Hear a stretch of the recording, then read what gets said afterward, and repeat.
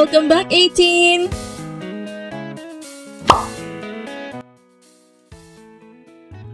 Hindi pa nga kayo sikat, hindi na kayo nagpapapicture.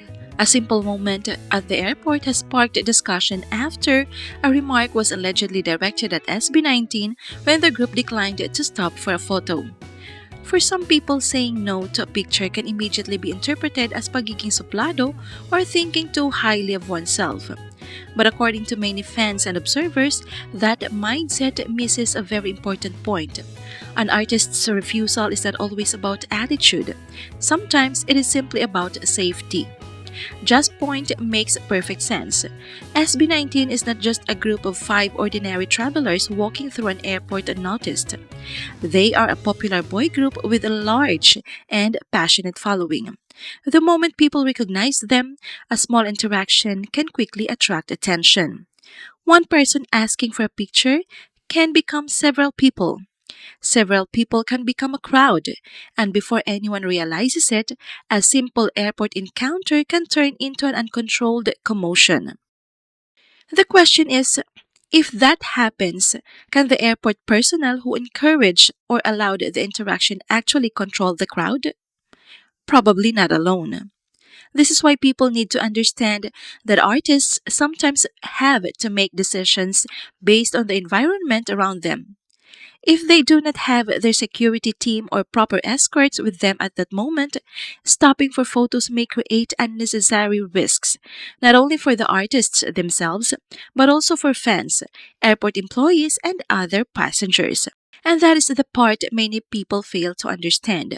An artist saying no does not automatically mean they are arrogant. It does not mean they think they are too famous for their supporters. And it certainly does not mean they do not appreciate the people who support them. Sometimes, no is simply a precaution. Imagine what could happen if one photo request is granted in a crowded public place. Others may rush in because they also want their chance. People may push, run, block pathways, or gather around them. Suddenly, the situation becomes too difficult to manage. This is especially true for a group like SB19.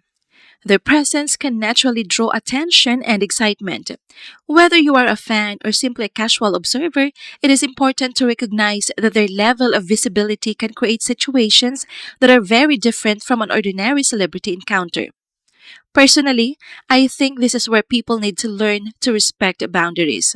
Fans spend time supporting artists, voting for them, streaming their music, attending concerts, and celebrating their achievements. But real support should also include respecting their decisions, even when the answer is not the one we want. If an artist says not now, then accept it. There is no need to become rude. There is no need to throw comments like, hindi pa nga kayo sikat, ayaw nyo nang magpa-picture. Because honestly, popularity should not determine whether someone is allowed to say no. Even if they were the most famous group in the world, or even if they were just starting out, they still have the right to set boundaries depending on the situation. SB19 has always shown appreciation for 18 and the people who support them.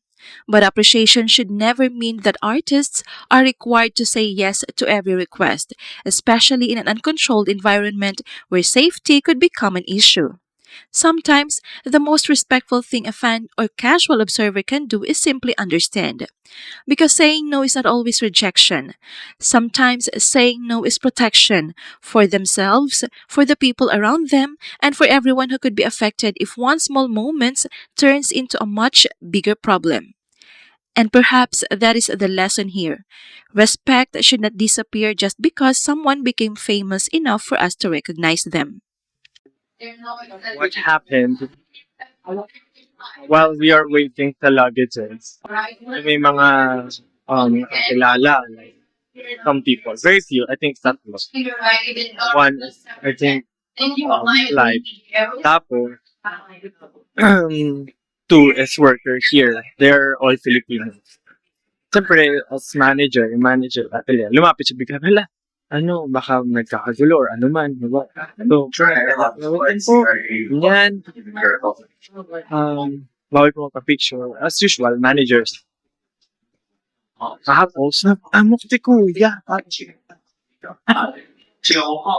Sabi, ang dami sinabi. Nagkatrabaho siya dito. Tapos, ang lakas ng boses. Sabi niya, Tama mo yung vlog. daw, oo nga eh. Siyempre po, it's like, hello managers, mapigilan nila magpa-picture at magkakos ng promotion and polls. Yung pinaparinig niya sa buong area, ang lakas. Sabi niya, buti pa daw sila Gary V, sila ano daw, ganyan. Di pa daw kami sikat, di na nagpapapicture. Din na siya kinausap ng manager niya siya pinag-tell. Kasi wala sa hulog. Naghihintay lang kami luggage. Lumapit yung mga tao. Siyempre, anong gagawin ng manager? I-check ano nangyayari, bakit nilapitan? Or, siyempre, gets niya, nagpapapicture. Siyempre, pipigilan mo kasi hindi yung titigil. Or, baka mag-cause ng commotion, curious sa ibang tao, magpapapicture na rin. Tapos nagalit. Nagpaparinig siya. Kung ano-ano sinasabi. Or, like, it's so disrespectful. Ayos naman siyang tinigilan.